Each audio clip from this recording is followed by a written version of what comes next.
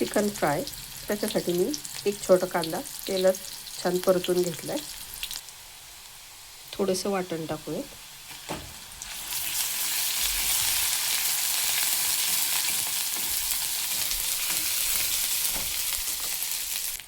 त्याच्यात थोडीशी हळद, कांदा लसूण मसाला, चिकन मसाला,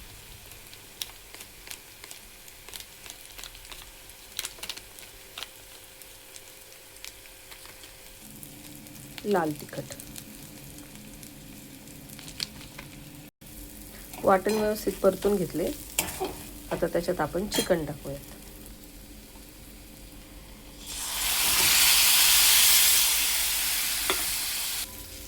मीठ,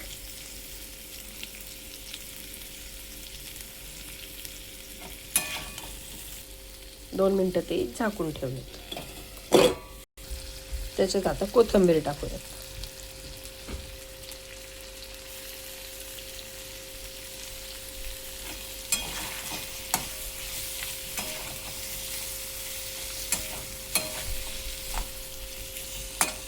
आपलं चिकन फ्राय तयार आहे. कसं वाटलं कमेंट करून नक्की सांगा. थँक्यू.